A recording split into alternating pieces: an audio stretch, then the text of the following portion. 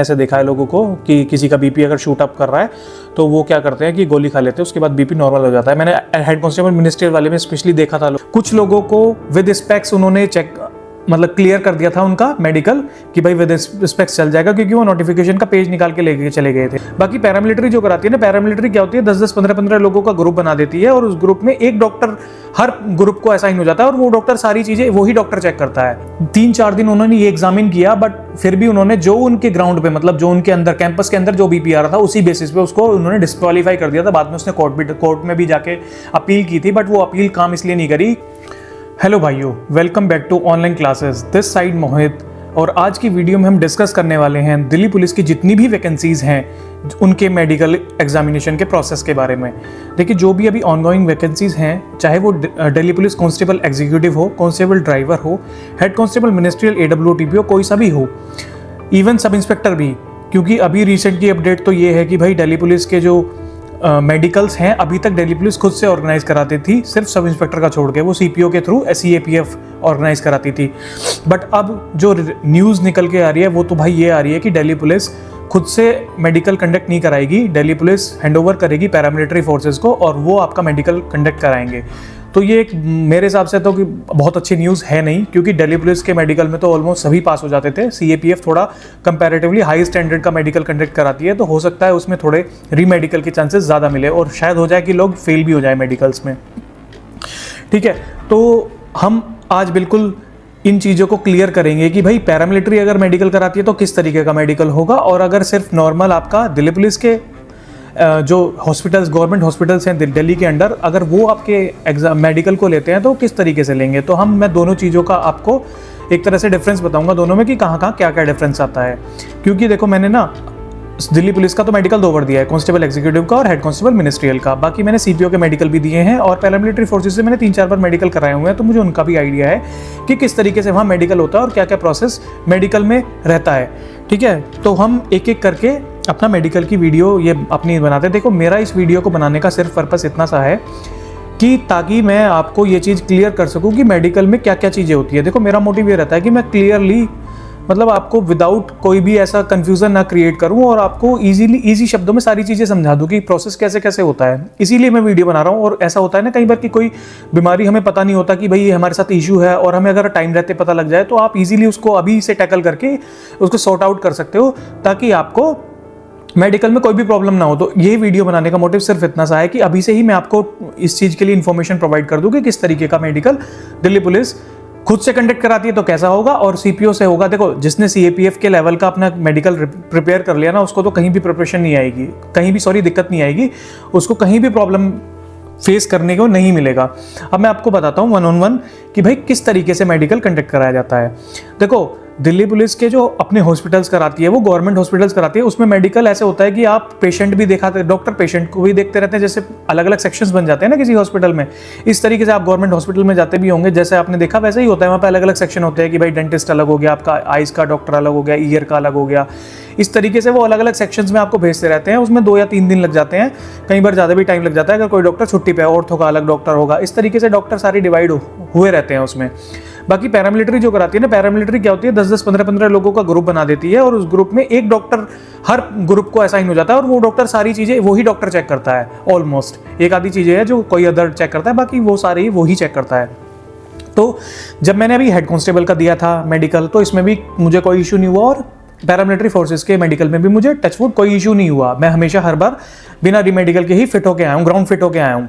तो मैं आपको बताता हूँ अब कि मेडिकल कैसे होता है। देखो, आपके जितने भी कंसर्न रहे होंगे ना मेडिकल से रिलेटेड, इस वीडियो में आपको सारे क्लियर हो जाएंगे। आपको इसके अलग कोई भी वीडियो देखने की जरूरत नहीं है। मैंने देखो अपने चैनल पे टाइपिंग वाइपिंग की भी, फिजिकल की भी सारी वीडियोस अपलोड कर दिया, कंप्यूटर फॉर्मेटिंग टेस्ट की भी। आप उन वीडियोस को जरूर चेक करिए, आपको कोई भी डाउट रहेगा ही नहीं रहेगा। और अगर आपको डाउट रहता है तो आप मोहित_in_खाकी इंस्टाग्राम पे कनेक्ट हो सकते हैं। और मेरे इस जो यूट्यूब पे मैंने अपना टेलीग्राम का लिंक भी दिया हुआ है और इंस्टाग्राम पे भी टेलीग्राम का लिंक दिया हुआ है। आप उस चैनल को ज्वाइन कर सकते हो फॉर फर्दर अपडेट्स, या मेरे से कांटेक्ट करने के लिए वहाँ पे ज्वाइन कर सकते हो। देखो, पैरामिलिट्री के बेसिस पे हम चलेंगे। जो दिल्ली पुलिस के हॉस्पिटल्स में कुछ चीज़ अलग होती है वो भी मैं आपको क्लियर करता रहूँगा साथ साथ। सबसे पहले पैरामिलिट्री का जो हमें असाइन होता है डॉक्टर, वो सबसे पहले आपकी करता है आइज चेक। तो मेरे हिसाब से मैंने रीसेंट का नोटिफिकेशन थोड़ा चेक नहीं कर पाया हूँ, मैं थोड़ा कंफ्यूज हो रहा हूँ कि 6/9 शायद इस बार इन्होंने कर दिया है कि बोथ आइज शुड बी 6/9। तो वो अब हेड कांस्टेबल मिनिस्ट्रियल में क्या है, हेड कांस्टेबल मिनिस्ट्रियल में भाई विद स्पेक्टिकल्स लिखा है। तो मैं आपको अपने टाइम का बताता हूँ कि क्या सीन हुआ था। देखो कुछ लोगों को विद स्पेक्स उन्होंने चेक मतलब क्लियर कर दिया था उनका मेडिकल कि भाई विद स्पेक्स चल जाएगा, क्योंकि वो नोटिफिकेशन का पेज निकाल के लेके चले गए थे। बाकी इसका जो परफॉर्मा होता है ना, देखो मैं आपको परफॉर्मा भी दिखा देता हूँ। ये परफॉर्मा ना सभी के लिए सेम होता है, इसमें सभी के लिए ना ये परफॉर्मा सेम होता है। जो ये मेडिकल कंडक्ट होता है ना, देखो ये फाइल मेरे पास है, इसकी फाइल की मैं आपको ना PDF भी प्रोवाइड कर दूंगा। If I can show you that, देखो अगर आपको ये दिख रहा है, थोड़ा सा मैं आगे करके दिखा देता हूँ। ये जो है ना, देखो ये इस तरीके से पूरा इसका एक परफॉर्मा होता है। ये परफॉर्मा इस परफॉर्मे के अकॉर्डिंग ही मेडिकल होता है, ठीक है। तो इसमें क्या होता है, इसमें कुछ ऐसा नहीं होता हेड कांस्टेबल मिनिस्ट्रियल का अलग परफॉर्मा होगा या फिर कांस्टेबल का अलग होगा, अलग नहीं होता है। परफॉर्मा भाई ऑलमोस्ट सेम ही होता है, ऑलमोस्ट क्या बिल्कुल ही सेम होता है। उसी परफॉर्मा को डॉक्टर फिल करता रहता है, उसमें जो जो सेक्शंस दिए रहते हैं उन सेक्शंस को हर डॉक्टर अपने हिसाब से फिल कर देता है। हर इंडिविजुअल का एक अलग फॉर्म होता है, एक फाइल बन जाती है प्रॉपर। तो भाई उसने पैरामिलिट्री में क्या हुआ, पैरामिलिट्री में सबसे पहले उन्होंने आइस चेक की। आइस वो चेक कैसे करते हैं, देखो जो आपका हॉस्पिटल में मेडिकल होता है उसमें आइस चेक करते हैं, वो एक चार्ट बना देते हैं। वो चार्ट आपको ऑनलाइन मिल जाएगा। उस चार्ट को आपको एक रूम में बुलाते हैं, उस रूम में वो चार्ट लगा रहता है। वो मतलब वो लेंस लगा के करते हैं कि आँख पे लेंस लगा देंगे और फिर आपको इस लेफ्ट साइड से पढ़वाएंगे एक बार और फिर एक बार राइट आई से पढ़वाएंगे। तो इस तरीके से वो एक जैसे आप नॉर्मली चेक कराते हो ना आइस जाके, ऐसे ही इस तरीके से वो चेक करते हैं आपकी आइस की। आपको बैठा देंगे और वो डिस्टेंस जो है फोकस से वो बढ़ा देते हैं लेंस वेंस लगा के जो मिरर से। तो उससे क्या होता है, आपका वो डिस्टेंस इतना 18 फीट के करीब आई थिंक रहता है, जितना मेरे याद आ रहा है। तो उसको वो आपको वहाँ पे ऐसे पढ़वाते हैं। तो उसमें कुछ ज़्यादा दिक्कत भी नहीं होती। ज़्यादा दिक्कत होता है किसमें होती है, जब आपको फिजिकली जो पैरामिलिट्री वाले क्या करते हैं, सीधा एक पेज लेके खड़ा हो जाएगा सामने एक इंसान और डॉक्टर पूछता रहेगा कि वो क्या है, वो क्या है, वो क्या है, वो क्या है। मतलब जो वहाँ पे एक लड़का खड़ा हो जाता है वो इस तरीके से ऐसे चार्ट पे ऐसे लेके पकड़ जाएगा और ऐसे यहाँ पे रख देगा।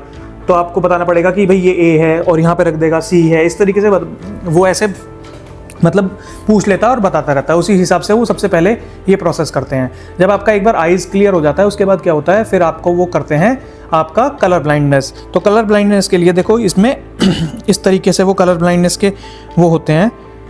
इसको आप ऑनलाइन भी चेक कर सकते हो। इस तरीके से आप कलर ब्लाइंडनेस को देख के अपना चेक कर सकते हो कि आप इनको रीड कर पा रहे हो या नहीं कर पा रहे हो। इस तरीके से इमेजेस रहती हैं, ठीक है। तो आप कलर ब्लाइंडनेस को कर सकते हो। तो देखो कलर ब्लाइंडनेस का वैसे तो परमानेंट अनफिट होता है कलर ब्लाइंडनेस, तो इवन उसका री मेडिकल भी नहीं देते कलर ब्लाइंडनेस का। तो बट फिर भी आजकल डॉक्टर सेफर साइड चल के वो 1-2 टेस्ट हैं वो कराते हैं। डॉपलर, कलर डॉपलर है शायद कोई, तो उस तरीके से वो आपकी चेक करते हैं। बट मेरे हिसाब से कलर इसका तो बिल्कुल परमानेंटली अनफिट होता है, इसका कोई इलाज भी नहीं है मेरे हिसाब से। तो बाकी इसमें क्या होता है ना, इसमें वो पूरी बुक पढ़वाते हैं। अगर आपको थोड़ा बहुत माइल्ड है तो माइल्ड चल जाता है। ऐसा नहीं है कि आपने मान लो उसने 5 पढ़वाए और 5 में से 3 पढ़ दिया तो आपको वो फिट कर सकता है। ऐसा नहीं है कि बिल्कुल ही फिट कर देगा। बट आपने 5 के 5 ही नहीं पढ़े तो आप भाई इसमें फिट नहीं हो पाओगे। तो कलर ब्लाइंडनेस सीरियस इशू होता है, आइज का भी इशू सीरियस होता है। बट वो लेजिक वेजिक आजकल लोग करा के कर लेते हैं, क्योंकि देखो जब तक आपको रीमेडिकल नहीं लगता तो कोई इक्विपमेंट से चेक नहीं करते। फिजिकली आपकी बॉडी चेक होती है, उसमें कोई मशीनरी इन्वॉल्वमेंट नहीं होता। बट आपको एक बार रीमेडिकल मिला पैरामिलिट्री में तो भाई मशीनरी प्रॉपर वो हर चीज़ का टेस्ट करा देते हैं, ठीक है। तो इस चीज़ का आप लोगों को ध्यान रखना है कि आप अपने आप घर पे ही एक बार ये चेक कर लें। कलर ब्लाइंडनेस आपका आइज़ के लिए हो गया है, ठीक है। नाइट ब्लाइंडनेस चेक करते हैं और आइज में स्क्विंट मतलब भैंगापन चेक करते हैं। वो पेन से ऐसे ऐसे पेन करते हैं, इस तरीके से आपको क्या बोलते हैं कि पेन को देखना है, या उंगली भी कर देते हैं, उंगली को फोकस करना है। तो अगर किसी की आंखों में थोड़ा बहुत फर्क रहता है उसमें भी ऊपर नीचे चल जाता है। परमानेंट जो है डिसेबल वाला या अनफिट वाला पॉइंट नहीं है, हल्का फुल्का होता है तो उसको फिट कर देते हैं, कोई प्रॉब्लम नहीं है इसमें, ठीक है। और आंख के लेंस को भी चेक करते हैं कि आंख के लेंस में कोई धुंधलापन तो नहीं आ रहा। इस तरीके से वो एक मशीन में ऐसे रखवा के देखते हैं और उसमें इधर उधर ऐसे देखने को बोलते हैं, तो उससे भी हो जाता है। इसमें भी बहुत ज़्यादा मेजर इशू नहीं बनता। इशू जो बनता है भाई कलर ब्लाइंडनेस का बनता है और आइज का भी बनता है। 6/9 अगर मांगी हुई है तो आप एक बार चेक कर लेना, मैं श्योर नहीं हूँ, बाकी मैं डिस्क्रिप्शन में बता दूंगा। बट मेरे को 6/9 ही आ रहा, पहले 6/6 और 6/9 था, बट इस बार इन्होंने दोनों के लिए 6/9 या 6/12 कर दिया है। आप एक बार वो चेक कर लेना, तो वो ही है जो नोटिफिकेशन में मेंशन हुआ है। उसके बाद आपकी जब आइज चेक होगी, सबसे ज़्यादा पॉइंट्स बनते हैं आइज में, ठीक है। आइज का कोई अल्टरनेटिव होता नहीं है, पॉइंट्स बनते हैं तो भाई पॉइंट्स बनते हैं। उसके बाद सेकंड चीज ईयर। ईयर में आपको सबसे ज्यादा ध्यान क्या रखने की जरूरत है, ध्यान रखने की जरूरत है कि अपने वैक्स को क्लीन करा के जाएं, अपने कान को ना साफ करा के जरूर जाएं। अदरवाइज डॉक्टर उस पर ना आपको डांट भी देता है कई बार। देखो मैंने जब पैरामिलिट्री में इंटरव्यू मतलब मेडिकल दिया है, तो पैरामिलिट्री में मैं हर बार क्लीनिंग करवा के आया हूँ, क्योंकि भाई वो डॉक्टर थोड़ा डांट देते हैं। जब मैं दिल्ली पुलिस के ऐसी हॉस्पिटल में गया था तो मैंने क्लीनिंग नहीं कराई थी, हल्का सा बस घर पे ही थोड़ा दवाई ववाई डाल ली थी और उसको ऐसे ही अपने हाथ से ही क्लीन कर लिया था। तो डॉक्टर ने मुझे टॉक भी दिया था एक बार कि भाई आपने वैक्स नहीं क्लीन कराया, तो ऐसा आप बिल्कुल भी मत करना, ये गलती, अपना वैक्स क्लीन करा के ही जाना, अच्छा नहीं लगता डॉक्टर अगर आपको टोके किसी चीज़ के लिए। तो ईयर का वो थोड़ा सा ये चेक करते हैं आपके वैक्स मतलब वैक्स क्लीन हो आपके। वैक्स पे वैसे कोई मतलब अनफिट कोई पॉइंट नहीं बनता वैक्स पे, पर अच्छा नहीं लगता, क्योंकि वो कई बार ये लिख सकता है कि वैक्स की वजह से हमें कान का पर्दा जो है ना वो क्लियरली विजिबल नहीं है, तो इसलिए आपको पॉइंट बन जाता है। तो इसलिए आपको ये गलती ना करनी। हमारे साथ ही मेरा एसटीएम में जब मेडिकल हो रहा था, एक लड़का था, उसके साथ उसको वैक्स था उसके मतलब कानों में, तो डॉक्टर ने साफ कराया, पहले उससे दवाई ववाई डाली, उसको क्लीन कराया, उसके बाद ही उसका पॉइंट क्लियर किया। ऐसा नहीं है कि नहीं तो उसको लिख दिया था कि भाई आपका वैक्स है, वैक्स क्लीन कराओ, तो वहीं पर दवाई डाल के क्लीन करवाया उसने, उसके बाद वो फिट हो पाया। और ईयर में एक वो चेक करते हैं कि कोई लिक्विड जो डिस्चार्ज तो नहीं हो रहा, किसी के कान से कुछ थोड़ा बहुत हल्का हल्का लिक्विड जो डिस्चार्ज होता रहता है, वो डिस्चार्ज चेक करते हैं, ठीक है भाई। और क्रोनिक कोई ईयर इन्फेक्शन ना हो, ये चेक करते हैं, बहुत बड़ा इशू नहीं है, कोई प्रॉब्लम नहीं होगी। अब उसके बाद आती है आपकी नोज में भाई पॉइंट बनता है डीएनएस का, डीएनएस और साइनस का पॉइंट बनता ही बनता है। अगर आपको प्रॉब्लम है, माइल्ड चल जाता है, बट जो मैक्सिमम वाला होता है भाई वो नहीं चल पाता, माइल्ड इसमें अलाउड होता है। इसका ना एक ये है नोटिफिकेशन है, सीएपीएफ ने जो अपने मेडिकल का ना एक पैटर्न बताया हुआ है कि भाई हम लोग इस तरीके से लेते हैं और ये चीज़ें हैं। तो इसमें मैं ये पीडीएफ भी आप लोगों को प्रोवाइड कर दूंगा। देखो इसमें ना ये सारी चीज़ें हैं, इसमें ये सारी चीज़ें हैं कि मेडिकल के क्या क्या प्रोसेस होता है और मेडिकल में किस चीज़ों पे कितनी छूट मिल सकती है, तो इसमें सारी चीज़ें दी हुई हैं। इसमें इवन ये पिक्चर्स भी दिखाई हुई है, मैं आपको आगे दिखाता रहूँगा। इस तरीके से पिक्चर्स भी बताई हैं कि अगर कोई प्रॉब्लम है तो वो पिक्चर्स ऐसा है तो ठीक है, और गलत वाला भी इन्होंने बताया हुआ है, ठीक है भाई। तो अब ये ईयर का भी हो गया हमारा, आई मीन नोज का भी हो गया। और थ्रोट के लिए गले का इन्फेक्शन चेक करते हैं कि टॉन्सिल्स वगैरह तो नहीं है, वो प्रॉपरली अगर आपका गला क्लीन है तो कोई प्रॉब्लम। इनमें मतलब पॉइंट्स नहीं बनते, डीएनएस में बनते हैं और आईज में पॉइंट बनते हैं। उसके बाद आपका डेंटल एग्जामिनेशन होता है। देखो डेंटल एग्जामिनेशन भी बहुत इजी है, वो कैविटीज चेक करते हैं और कैविटीज वाले टीथ का वो नहीं आपको पॉइंट देते हैं। तो 22 पॉइंट होते हैं कुल दांतों के, 22 में से आपके 14 पॉइंट्स होने चाहिए। अब 14 पॉइंट्स कैलकुलेट कैसे होते हैं, जो पीछे आपके मोलर टीथ हैं, देखो इसमें भी ये इन्होंने इसमें मेंशन किया हुआ है, मैं आप लोगों को ये भी दिखा देता हूँ। देखो इन्होंने ये बताया हुआ है कि इस तरीके से जो टीथ का, जैसे इन्होंने बताया हुआ है, मोलर्स जो आपकी जाड़ होती है ना, दाढ़ जिनको बोलते हैं दाढ़, इनके 2 पॉइंट्स होते हैं और बाकी सबके ही सारे और आगे वाले दांतों के 1-1 पॉइंट्स होते हैं। तो ऐसे करके आपके 22 पॉइंट्स टोटल बनते हैं, जिसमें से आपको 14 पॉइंट क्लियर करने होते हैं। तो दांत में मैंने तो किसी का पॉइंट बनते नहीं देखा, अंटिल अनलेस भाई आपने बिल्कुल ही गुटखा उटका खा के अपने दांतों को खराब ना कर रखा हो, तो आपके दांतों में कोई भी प्रॉब्लम नहीं होगी, ठीक है। उसके बाद आपके जो ये दांतों के यहाँ पे मसूड़े होते हैं ना, इसको भी देखते हैं कि इसमें पायरिया वगैरह तो नहीं है, तो क्लीन होंगे तो क्लीन ही होंगे, कोई प्रॉब्लम वाली बात नहीं है। उसके बाद आती है भाई आपकी चेस्ट और लंग्स की बारी। देखो चेस्ट और लंग्स में क्या होता है, आपका एक्सरे होता है प्रॉपर, उस एक्सरे में अगर कोई उनको डिफॉर्मिटी लगती है तो ठीक है, और नहीं है तो टीबी वगैरह चेक करते हैं कि कोई इसको मतलब सांस वाली प्रॉब्लम तो नहीं है, इस तरीके से वो एक्सरे लेते हैं। एक्सरे में अगर कोई पॉइंट्स वैसे जनरली नहीं बनता है, अगर आपको अंटिल अनलेस कोई बीमारी नहीं है तो कोई ऐसा बनेगा। हार्ट एग्जामिनेशन देखो, इस पर मैंने दोनों ही जगह, पैरामिलिट्री क्या करती है, दूसरे हॉस्पिटल्स में भेजती है। वहाँ पे तो क्या होता है, आपका दिल्ली में तो गवर्नमेंट हॉस्पिटल्स होते हैं, उनमें ही मशीन होती है, तो वहीं पे करा लेते हैं। बाकी हार्ट में थोड़ा सा मैंने देखा, एससीएम में भी इन लोगों ने ईसीजी, कुछ हॉस्पिटल्स में, वो हॉस्पिटल टू हॉस्पिटल भी वेरी करता है दिल्ली में तो। और भाई सेम पैरामिलिट्री के लिए वो डॉक्टर टू डॉक्टर 4-5 डॉक्टर होते हैं, उनमें से कोई डॉक्टर बहुत स्ट्रिक्टली चेक करता है, कोई थोड़ी छोटी मोटी चीज़ों को अवॉइड कर देता है। तो ये भाई डॉक्टर टू डॉक्टर वेरी करता है। हार्ट एग्जामिनेशन में भाई आपकी ईसीजी प्रॉपर कुछ हॉस्पिटल्स में हुई थी हमारे टाइम पे, कुछ हॉस्पिटल्स में नहीं हुई थी, उन्होंने नॉर्मली आपकी हार्ट बीट चेक कर ली थी, बाकी और उन्होंने कुछ खास चेक नहीं किया था। बट कुछ लोगों ने इसमें ईसीजी करा के देखी थी, और जिसकी कुछ लोगों के साथ क्या प्रॉब्लम होती है, जब जैसे ईसीजी होती है ना, या फिर डॉक्टर एग्जामिन करता है तो उनकी हार्ट बीट बढ़ जाती है। तो उससे क्या होता है, डॉक्टर उसका पॉइंट बना देता है कई बार कि भाई ये नर्वस हो रहा है। अब वो नर्वसनेस की वजह से वो कोई बीमारी नहीं है, बट डॉक्टर उसको, पैरामिलिट्री वाले तो स्पेशली, अगर हार्ट बीट बड़ी होती है तो भाई हार्ट बीट का पॉइंट बना देते हैं, बिल्कुल बना देते हैं। दिल्ली पुलिस वाले जनरली नहीं बनाते, पर ये पैरामिलिट्री वाले तो बना देते हैं। इवन एक पैरामिलिट्री में तो एक सीन ऐसा हुआ था कि एक लड़के का बीपी जो था ना, बीपी पे पॉइंट बनाया हुआ था, वो बीपी का जो इन्होंने पैरामीटर माना हुआ है ना, वो 90 और 130 माना हुआ है कि 90-130 तक चल जाएगा, उसके ऊपर ये पॉइंट्स बना सकते हैं। और नीचे का साइड 70 और 110 ऐसा कुछ है, वो उसमें पीडीएफ में मेंशन है, ठीक है। तो ये इतना इन्होंने बीपी का ये पॉइंट दिया हुआ है कि इसके बीच का बीपी चल जाएगा, इससे अलग नहीं होगा। तो एक लड़के का क्या हो रहा था, उसका जब वो अपना अंदर बीपी मेजर करवा रहा था, जहाँ पे उसका मेडिकल चल रहा था, पैरामिलिट्री की बता रहा हूँ, तो उसका हमेशा भी बीपी आ रहा था 145, 150 और नीचे का उसका 100 आ रहा है। बट वो जैसे ही बाहर जाके चेक करवाता था उसका बीपी नॉर्मल आ जाता था। तो उसको 3-4 दिन उन्होंने ये एग्जामिन किया, बट फिर भी उन्होंने जो उनके ग्राउंड पे, मतलब जो उनके अंदर कैंपस के अंदर जो बीपी आ रहा था उसी बेसिस पे उसको उन्होंने डिस्क्वालीफाई कर दिया था। बाद में उसने कोर्ट में भी जाके अपील की थी, बट वो अपील काम इसलिए नहीं करी कि जो पैरामिलिट्री की तरफ से केस लड़ रहा था उसने ये बोल दिया था कि सर अगर ये अभी से ही इतना नर्वस हो जा रहा है कैंपस में आने से या फोर्स को देख के, तो ये आगे जाके कैसे मैनेज कर पाएगा, तो इस बेसिस पे उसको नहीं मिल पाएगा। तो भाई इसमें परमानेंटली आपको अनफिट कर सकते हैं। तो इसलिए अपना बीपी के लिए कुछ लोग गोली भी ले लेते हैं कि भाई बीपी ना बढ़े। तो वो चीज़ आप अपना देख लेना कि अगर आपको बीपी का इशू है, आप नॉर्मली रेंडमली जाके चेक कराओ किसी ऐसी पैनिक वाली सिचुएशन में कि भाई आपको डॉक्टर से थोड़ा अगर हेजिटेशन है तो एकदम चेक करा लो। अगर बीपी ठीक आ रहा है तो कोई प्रॉब्लम नहीं है। बाकी जितना ज़्यादा से ज़्यादा पानी पियोगे बीपी के लिए सबसे बेस्ट ऑप्शन यही होता है। पेट के लिए वो थोड़ा सा ये लीवर का देखते हैं कि भाई लीवर बड़ा हुआ ना हो, और हर्निया आपका चेक होता है। अच्छा पॉइंट मिलता है हर्निया का, अगर हर्निया हाइड्रोसिल है या वेरिकोसिल है, इनमें से अगर कोई भी होता है तो भाई हाइड्रोसेल में आपके टेस्टिस के आसपास पानी नहीं भरा होना चाहिए। प्लस अगर 3 टेस्टिस हैं तो भाई उसका भी मतलब उसको भी डिस्क्वालीफाई किया जाता है। इसका आप देख लीजिए डॉक्टर से कंसल्ट करके। अगर किसी को ये प्रॉब्लम है तो प्लीज़ एक बार डॉक्टर से सारी चीज़ों को इनको कंसल्ट करके अपना ठीक करा ले पहले ही, क्योंकि 6 महीने की रिकवरी टाइम होता है। इसमें मेंशन किया हुआ है PDF जो मैंने आप लोगों को दिखाई है कि विद इन 6 मंथ्स आप बिल्कुल ठीक उस मतलब ऑपरेशन के 6 महीने के बाद आप अपना मेडिकल करा सकते हो और फिट हो तो डॉक्टर को कोई प्रॉब्लम नहीं है अगर आपने किसी भी चीज़ का ऑपरेशन कराया तो, ठीक है।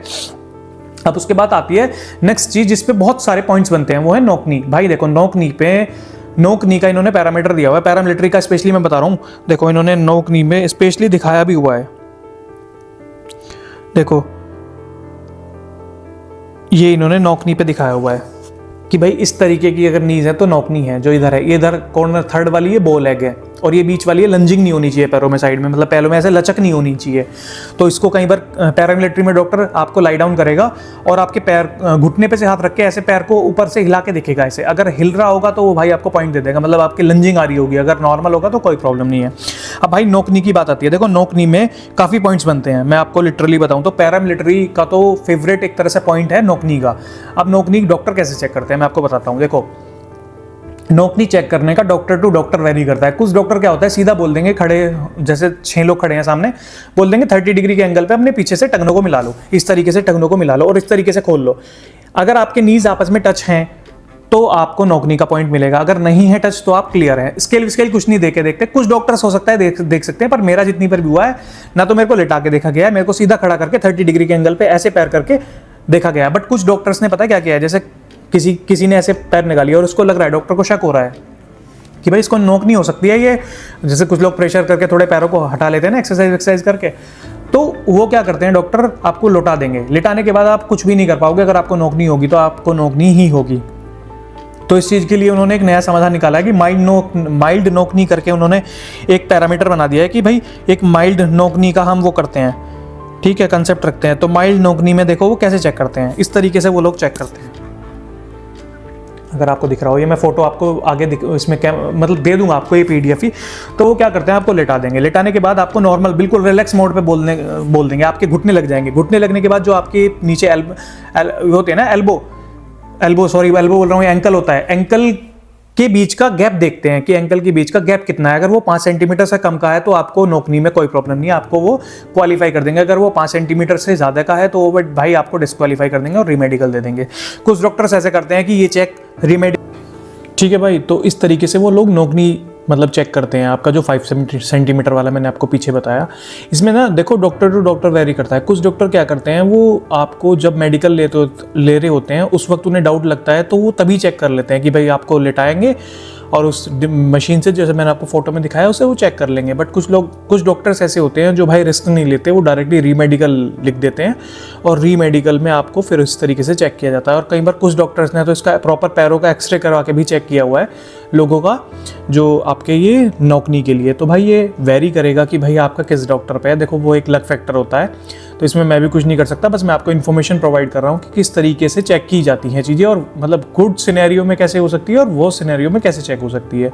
बाकी बॉ लेग्स हैं जो मतलब पैर बाहर को निकले होते हैं, और फ्लैट फिट का मैंने आप लोगों को बता ही दिया है कि फ्लैट फिट आपको कैसे कराते हैं। देखो फ्लैट फिट का मैं बताऊँ, फ्लैट फुट में मोस्टली डॉक्टर ना पीछे से ऐसे आपको बोल देगा पैर ऐसे दिखा दो, आप दिखा सकते हो कुछ डॉक्टर्स ऐसे करते हैं। एक बार मेरे साथ क्या हुआ था, डॉक्टर ने क्या किया था, डॉक्टर ने बाल्टी रखी हुई थी पानी की, उसमें बोला पैर डुबो और अपना चल के दिखाओ। तो कुछ डॉक्टर ऐसे भी करते हैं और कुछ नॉर्मली। फ्लैट फीट का भी एक ये होता है कि थोड़ा बहुत उसमें चल जाता है, माइनर फ्लैट फीट का कंसेप्ट है तो माइनर फ्लैट फीट वाला भी चल जाता है, ठीक है। और भाई नर्वस सिस्टम वो देखो, जो ये आपके कुछ लोग ऐसे होते हैं जो पैनिक कर जाते हैं कई बार, जब डॉक्टर्स उन्हें चेक करता है तो उनके हाथों में वाइब्रेशंस आने लगती हैं, कांपने लगते हैं, या उनकी बॉडी कांपने लगती है। तो उससे क्या होता है ना, कुछ डॉक्टर्स उसमें भी भाई पॉइंट्स बना देते हैं। तो बेटर है कि आप रिलैक्स रहो। एक बार एक लड़के के साथ ऐसी प्रॉब्लम हुई कि डॉक्टर जैसे उसको चेक कर रहा था, हमारे ग्रुप में ही था वो, तो वो उसके हाथों में थोड़ी वाइब्रेशंस हो रही थी। तो डॉक्टर ने उसको बोला कि भाई बेटा अपना काम डाउन रहे, कोई प्रॉब्लम नहीं। उसका अलग से स्पेशली जाके उसने मेडिकल किया, तो बाद में उसको वो रिलैक्स हो गया था, तो उसको पास कर दिया। वहीं एक दूसरे डॉक्टर ने, हमारे साथ वाले ही जो डॉक्टर था, उसने भाई एक लड़के को इसी उस पर विदाउट कुछ कहे पॉइंट दे दिया था और उसका रीमेडिकल हुआ था। उसके बाद वो प्रॉपर उसको मतलब उसमें रखते हैं, अपनी कस्टडी में रखते हैं, ठीक है भाई। और बाकी भाई आपके जो टेस्ट होते हैं नॉर्मल होते हैं, यूरिन टेस्ट, ब्लड टेस्ट, और आपका यूरिन और ब्लड टेस्ट ही होता है। एक्सरे चेस्ट का मैंने आपको बता ही चुका हूँ। तो ये नॉर्मल टेस्ट होते हैं। इसमें थोड़ा सा लीवर का भी देखते हैं वो, कि भाई लीवर फैटी लीवर ना हो या फिर लीवर में कोई वैसी प्रॉब्लम ना हो, मेजर इश्यूज़ ना हो। बाकी आप देखो जो मेन पॉइंट्स हैं वो मैंने आपको बता दिए। तो एक तो आइज़ का पॉइंट हो गया, एक बीपी का पॉइंट भाई ज़रूर बनता है। बीपी और प्लस बीएमआई, बॉडी और मास का जो मतलब बी अपना, मैं आपको दिखा देता हूँ। ये देखो मेरे पास ये एक चार्ट है, मैं आपको ये शेयर भी कर दूंगा, जिसमें आपकी ना बॉडी मतलब आपकी वेट हाइट के अनुसार कितना वेट होना चाहिए। देखिए ये चार्ट है इसमें मेरे पास, आप ये चेक कर सकते हो। इसमें प्रॉपर एज वाइज लिखा हुआ है कि लड़कों के लिए अलग है, लड़कियों के लिए अलग है, कि कितनी एज पे आपको कितना वो मतलब कितना आपका वेट होना चाहिए, ठीक है। बाकी देखो भाई, कुछ डॉक्टर्स क्या करते हैं, कुछ डॉक्टर्स नॉर्मली आपको जंपिंग के लिए बोलेंगे। जंपिंग के बाद आपके पैरों के पीछे वेरिकोस वीन्स जो हैं वो चेक करते हैं। वेरिकोस वीन्स का भी भाई परमानेंट पॉइंट होता है। इसमें वो होता है कि इसमें पता क्या होता है, इसमें आपको ऑपरेशन भी हो जाता है। 6 महीने का इसमें टाइम रहता है, और 6 महीने के बाद इसमें अगर रिकवरी हो जाती है, ये परमानेंट इसका सॉल्यूशन ऑपरेशन भी नहीं है। हो सकता है कि ठीक हो जाए, सक्सीड हो जाए, और हो सकता है ना भी हो, ठीक है। तो भाई मतलब ये वाला इशू तो रहना ही रहना है। बाकी आपको मतलब आपके जो ये हाथों की ऐसे मूवमेंट्स चेक कर सकता है डॉक्टर, ऐसे करता है, चेक कर सकता है, क्या करेगा ही वो तो। और ये अपने कई बार ऐसे ऐसे घुमाने के लिए बोल देता है। एक लड़के के साथ ये भी प्रॉब्लम हो रही थी कि उसके ऐसे हाथ नहीं घूम पा रहे थे, तो उसको पॉइंट दे दिया था कि उसका यहाँ से जॉइंट में कुछ प्रॉब्लम होगी। वो पता नहीं रीमेडिकल में, मुझे याद नहीं है कि उसके साथ क्या हुआ होगा, क्योंकि हम लोग तो मेडिकल पास आउट होकर अपना घर आ गए थे। बाकी कुछ डॉक्टर्स जंपिंग कराने के बाद आपकी हार्ट बीट भी चेक करते हैं। कुछ आपको स्क्वेट्स कराएंगे नॉर्मल, और स्क्वेट्स कराने के बाद वो करेंगे हैंड्स का, मैंने आपको मूवमेंट बना दिया। कोई डॉक्टर ऐसे ऐसे भी करवा देता है, और कोई इस तरीके से ऐसे, मतलब अलग अलग एक्सरसाइज टाइप है कि आपकी मूवमेंट्स ठीक हो। कोई ऐसे नॉर्मल ऐसे ही चेक करेगा बस, ठीक है। और बाकी देखो ये 1-2 चीज़ें, एक तो ये पोस्चर है, मैं आपको ये सारी फोटोज़ दे दूंगा। देखो ये ऐसे पोस्चर, इस तरीके से ये पोस्चर जो होता है, ये पोस्चर ऐसे किसी का है तो वो अलाउड नहीं होता, ठीक है भाई। इसके अलावा ये मतलब पैरों का भी देखो, जो जिसकी उंगलियां ना, जैसे ये 1 सेकेंड,